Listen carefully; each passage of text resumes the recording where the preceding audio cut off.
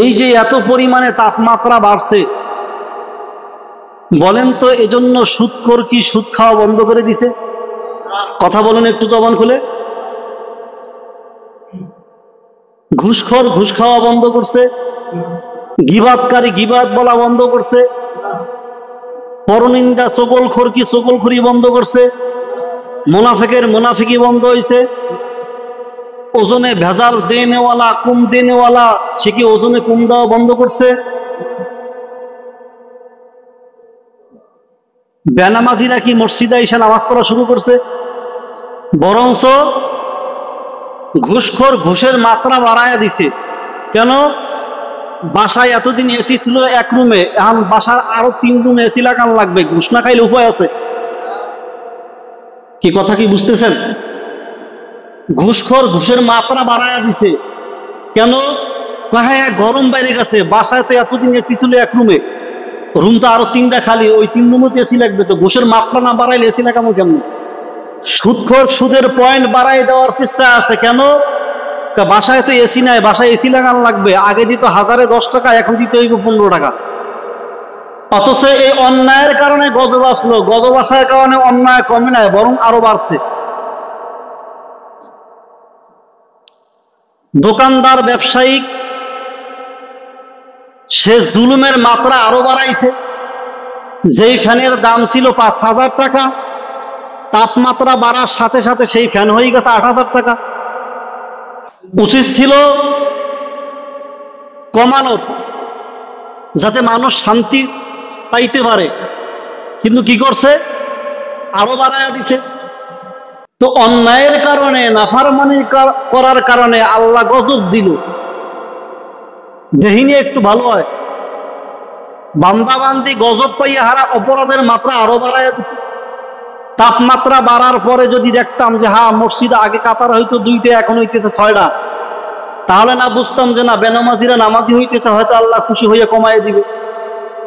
সুদখোর যদি বলতো হুজুর তওবা পড়ায় দেন, আর সুদ খাইতাম না, আমার সুদ খাওয়ার কারণে আল্লাহ বুঝি রাগ কইরা এই গজব দিছে, তাহলে আমার ভালো হওয়া দরকার। ঘুষখোর যদি বলতো যে না আর ঘুষ খামো না, আল্লাহ বেজার হয়ে গেছে, না হয় তাপমাত্রা বাড়বে। এই জন্য মানুষ যত অন্যায় বাড়াবে, আল্লাহ গজবের মাত্রা তত আস্তে আস্তে বাড়াবে। ডাক্তারের কাছে রুগী গেলে প্রথমেই অ্যান্টিবায়োটিক দেয় না, নর্মাল ঔষধ দেয়। 7 দিন পরে দেখা করবেন, 15 দিন পরে আবার দেখা করবেন। কেন বলে এই কথাগুলো? যে প্রাথমিক পর্যায়ে যে ওষুধগুলো দিলাম, এই 1 সপ্তাহ পর্যবেক্ষণ চলবে, 15 দিন পর্যবেক্ষণ চলবে, 21 দিন।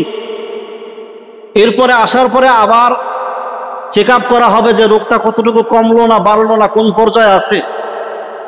যদি দেখে যে না কমে নাই, বাড়ছে বা আগের মতোই আছে, তখন না আরো পাওয়ারই ঔষধ দেয়।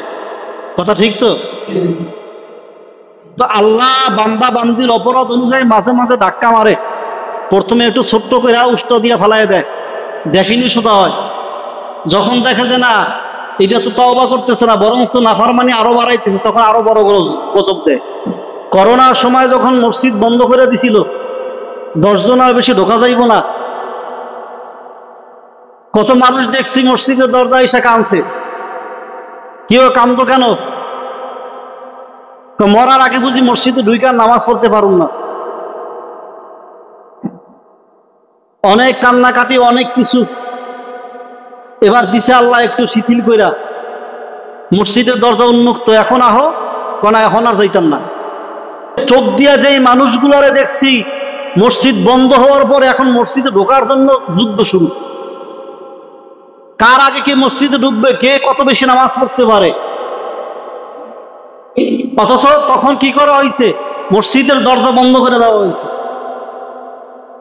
আবার যখন মসজিদের দরজা খোলা হইল, তখন আর কেউ নেই।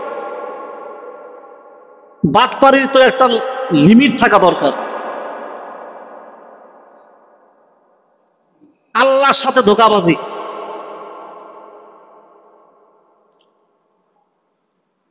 তো এই জন্য আল্লাহ বলছেন, জহরাল ফাসাদু ফিল বাররি ওয়াল বাহরি বিমা কাসাবাত আইদিন নাস। জলে স্থলে যত বিপর্যয় হয় সব মানুষের হাতের কামাই।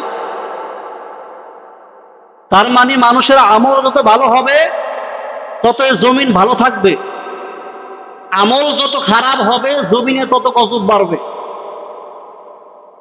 এরপরেও যদি সোজা না হয় তো এরপর আগুনের বাতাস আসবে, আগুনের বাতাস।